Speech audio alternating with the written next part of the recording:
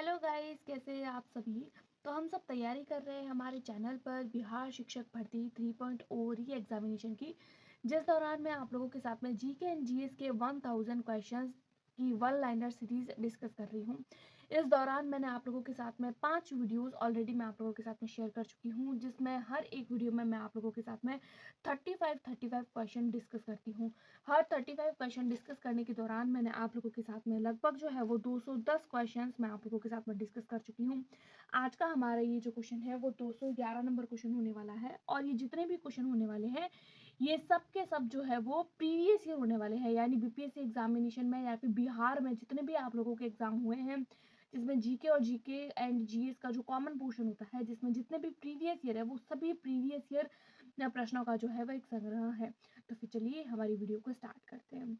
हमारा 211 number question है कि बिहार में सर्वाधिक शाखा किस बैंक की है। तो देखिए, बिहार में सर्वाधिक शाखा जो है वो कौन सी बैंक की है, तो वो है भारतीय स्टेट बैंक की।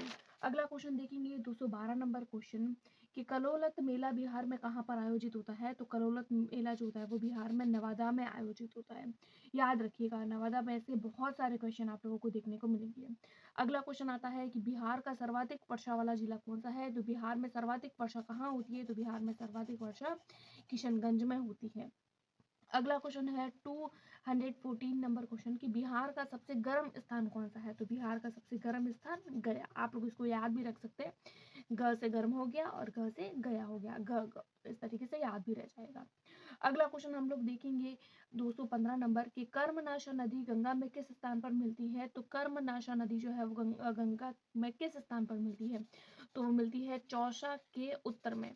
कहाँ मिलती है? चौसा के उत्तर में। अगला क्वेश्चन है हमारे पास में 216 नंबर क्वेश्चन कि बड़गांव जो राजगीर से 11 किलोमीटर की दूरी पर स्थित है, जहां प्राचीन नालंदा महाविहार का अवशेष मिला है, कि खोज किसने की थी। तो खोज किसने की थी? इसकी खोज करी थी कनिंघम ने। अगला क्वेश्चन हम लोग देखेंगे 217 नंबर क्वेश्चन कि मौर्य काल में जंगली सेना को क्या कहा जाता था। तो मौर्य काल में जंगली सेना को कहा जाता था अटावी बल। जंगली सेना को क्या बोलते थे? अटावी बल। 218 नंबर क्वेश्चन हमारे पास में है काश्य प्रतिमाओं के निर्माण की पाल शैली के विकास में किस कलाकार का महत्वपूर्ण योगदान है। तो काश्य प्रतिमाओं के निर्माण की जो पाल शैली है उसके विकास में कौन कौन से कलाकार थे। तो उनके विकास में थे एक तो धीमन और उनके पुत्र बिटवाल। कौन थे? एक धीमन और उनके पुत्र बिटवाल। अगला क्वेश्चन है 219 नंबर क्वेश्चन कि करो या मरो का संबंध किस आंदोलन से है। तो करो या मरो का संबंध जो है वो भारत छोड़ो आंदोलन। भारत छोड़ो आंदोलन जो है वो भारतीय राष्ट्रीय आंदोलन का भाग है, और भारतीय राष्ट्रीय आंदोलन को अपने हैंड रिटन नोट्स के साथ में मैं ऑलरेडी आप लोगों के साथ में शेयर कर चुकी हूँ, जिसकी प्लेलिस्ट आप लोगों को मिल जाएगी। आप लोग उसको भी एक बार जरूर चेकआउट करिएगा। अगला क्वेश्चन है कीर्ति लता किसकी रचना है। तो कीर्ति लता जो है वो विद्यापति की रचना है। याद रखिएगा, ये जो रचनाएं होती है, राइटर्स होते हैं, और जो बुक्स होती है फेमस बुक कि कौन सी किसकी कृति है, कौन सी किसकी रचना है, इसमें से आप लोगों को क्वेश्चंस देखने को मिलेंगे। और जब मैंने प्रीवियस ईयर कराए हैं आप लोगों को बीपीएससी के टीआरई 1 टीआरई 2 एंड टीआरई 3 जो रद्द हुआ है उसके जो क्वेश्चंस कराए हैं, उसमें भी आप लोग देखेंगे कि आप लोगों को जो रचनाओं में से बहुत सारे क्वेश्चंस देखने को मिले हैं। नेक्स्ट क्वेश्चन है हमारे पास में 221 नंबर कि मौर्य काल में राज्य की ओर से सिंचाई का प्रबंध करना क्या कहलाता है। तो मौर्य काल में राज्य की ओर से सिंचाई का प्रबंध करना क्या कहलाता है। तो वो कहलाता है सेतु बंध। अगला क्वेश्चन है हमारे पास में कलिंग युद्ध अशोक के शासन के किस वर्ष लड़ा गया था। तो कलिंग यानी कि अशोक जब राजा बने थे, तो राजा बनने के ठीक 8 वर्ष बाद जो है वो कलिंग जो है वो युद्ध हुआ था, कलिंगा बैटल हुआ था। और कलिंगा बैटल लड़ने के बाद में अशोक का जो मस्तिष्क था वो पूरी तरीके से परिवर्तित हो गया था, यानी हृदय पूरी तरीके से परिवर्तित हो गया था, और उन्होंने बौद्ध धर्म के नियमों को अपना दिया था। अगला क्वेश्चन आता है 223 नंबर कि काशी का राज्यपाल शिशुनाग कब मगध का राजा बना। कब बना था मगध का राजा? तो 412 ईस्वी पूर्व में मगध का राजा बना। अगला क्वेश्चन आता है 224 कि बुद्ध का अंतिम वाक्य क्या था। बुद्ध का अंतिम वाक्य क्या था? अपदीपो भव। बुद्ध का अंतिम वाक्य क्या था? अपदीपो भव। अगला क्वेश्चन आता है 225 नंबर कि कांग्रेस सोशलिस्ट पार्टी की पहली बैठक पटना में किस वर्ष हुई थी। तो कांग्रेस सोशलिस्ट पार्टी की पहली बैठक पटना में 1934 ईस्वी में हुई थी। 1934 ईस्वी में। 226 नंबर क्वेश्चन है कांवड़ झील का निर्माण किस नदी के विसर्पण से हुआ है। तो कांवड़ झील का निर्माण जो है वो गंडक नदी। कौन सी नदी है? गंडक नदी। याद रखिएगा, गंडक नदी। अगला क्वेश्चन आता है 227 नंबर कि कौटिल्य का अर्थशास्त्र कितने अधिकरणों में विभाजित है। तो कौटिल्य का जो अर्थशास्त्र है वो 15 अधिकरणों में विभाजित है। अगला क्वेश्चन आता है 228 नंबर कि कांवड़ झील कहाँ स्थित है। तो कांवड़ झील जो है वो मझोल में स्थित है।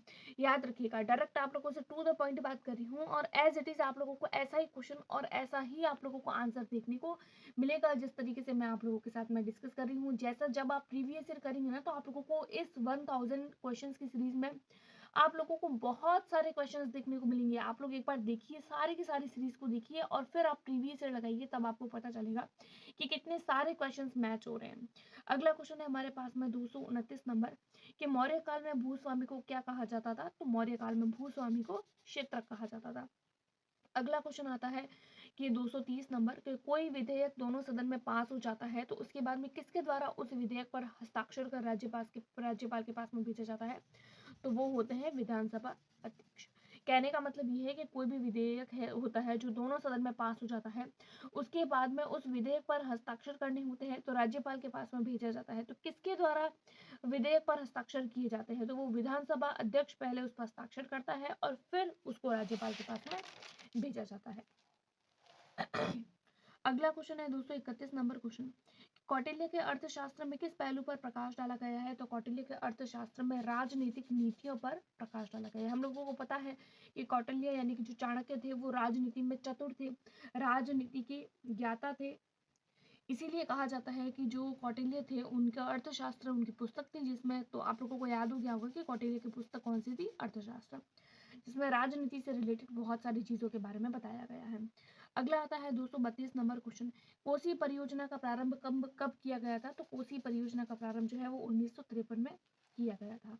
अगला आता है 233 नंबर कि मौर्य काल में चांदी के सिक्कों को क्या कहा जाता था। तो मौर्य काल में चांदी के सिक्कों को पर्ण या फिर काटशासन कहा जाता था, पर्ण या फिर काटशासन। अगला आता है 234 नंबर क्वेश्चन हमारे पास में है, अजात शत्रु ने अपने किस मंत्री के सहयोग से वज्जी संघ में फूट डाल दी थी। तो अजात शत्रु ने अपने कौन से मंत्री के सहयोग से, कौन से वो मंत्री थे। तो वो मंत्री थे वस्कार। कौन से मंत्री थे, वस्कार। नाम याद रखिएगा, इंपॉर्टेंट है। अगला क्वेश्चन आता है, कौशाम्बी तथा प्रयाग के स्तंभों में अशोक की किस रानी द्वारा दान दिए जाने का उल्लेख है। तो अशोक की कौन सी रानी थी वो। तो अशोक की रानी थी करुवा की। कौन सी रानी थी, करुवा की।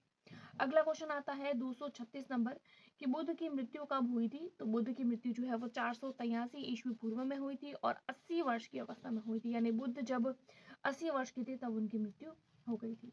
अगला आता है 237 नंबर क्वेश्चन हमारे पास में पूछा गया कि बिहार में पाए जाने वाले मौर्य अभिलेखों की लिपि क्या है। तो बिहार में पाए जाने वाले मौर्य अभिलेखों की लिपि जो है वो ब्राह्मी लिपि है। अगला आता है 238 नंबर कि कौन सा शिलालेख है जिसमें एकमात्र शिलालेख ऐसा है या अभिलेख ऐसा है जो पत्थर की पट्टियों पर खुदा हुआ है। तो याद रखिएगा, भाब्रू शिलालेख है या भाब्रू अभिलेख है, वेरी वेरी इंपॉर्टेंट है। और भाब्रू का नाम आप लोगों को हर जगह पर देखने को मिलेगा, चाहे आप कोई भी एग्जामिनेशन देते हैं जिसमें जीके एंड जीएस पूछा जाता है, जिसमें आप लोगों को भाब्रू शिलालेख या भाब्रू अभिलेख ना मिले, ऐसा हो ही नहीं सकता। तो इंपॉर्टेंट है, ये याद रखिएगा। अगला क्वेश्चन आता है 239 नंबर क्वेश्चन कि कोसी नदी को नेपाल में किस नाम से जाना जाता है। तो कोसी नदी जो है वो सप्त कौशिकी के नाम से जाना जाता है नेपाल में। नेपाल की राजधानी क्या है, नेपाल की राजधानी है काठमांडू। अगला आता है 240 नंबर क्वेश्चन कि बौद्ध संघ में शामिल होने वाली प्रथम स्त्री कौन सी थी, यानी कि जो पहली ऐसी स्त्री जो बौद्ध धर्म में शामिल हुई थी तो वो थी माता प्रजापति गौतमी। याद रखिएगा नाम, क्योंकि जितनी भी प्रथम चीजें होती है ना वो इंपॉर्टेंट है और पूछी जाती है। जब प्रीवियस ईयर करेंगे ना तो आप लोगों को पता चलेगा कि कितने क्वेश्चंस बने हैं इसमें से। अगला क्वेश्चन आता है कि बिहार का सर्वाधिक जनसंख्या वाला जिला कौन सा है। तो बिहार का सर्वाधिक जनसंख्या वाला जिला जो है वो पटना है, जिसमें जिसकी जनता कितनी है तो आप लोग देख लीजिए। ये जो आंकड़ा है वो लगभग है, यानी 58,38,465 लगभग आंकड़ा है। अभी जो है वो थोड़ा बहुत चेंजेस, क्योंकि हर एक आंकड़ा जो होता है वो कभी ना कभी, क्योंकि जनसंख्या का आंकड़ा हम लोगों को लगभग जो है वो चेंज दिखने को मिलता ही है, तो ये जो मान है वो लगभग है। अगला क्वेश्चन आता है 242 नंबर कि बौद्धकालीन जातक कथाओं में स्वर्ण सिक्के को क्या कहा गया है। तो स्वर्ण सिक्के को जो है वो निष्क कहा जाता था। क्या कहा जाता था, निष्क। अगला क्वेश्चन है 243 नंबर क्वेश्चन, महासंघिक बौद्ध संप्रदाय का प्रवर्तक कौन था। तो महासंघिक बौद्ध संप्रदाय का जो प्रवर्तक था वो था महाकश्यप।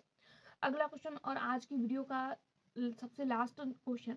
इस तरीके से हर वीडियो में मैंने आप लोगों के साथ में 35 क्वेश्चन किए हैं। आई होप आप लोगों को ये जो 35 क्वेश्चन की सीरीज है, टोटल 1000 क्वेश्चन हम लोग एज अ टेस्ट करने वाले हैं। तो लास्ट क्वेश्चन हमारे पास में है, कौन सी नदी कीकट और बमा गदी के नाम से भी जानी जाती है? तो कौन सी नदी है? पुनपुन नदी। यानी पुनपुन नदी जो है वो उसको कीकट भी बोलते हैं और बमा गदी भी बोलते हैं। तो इसी के साथ में हमारी आज की वीडियो डन होती है। आई होप आप लोगों को ये वीडियो पसंद आई है। अगर पसंद आई है तो please like, subscribe and share. Thanks for watching.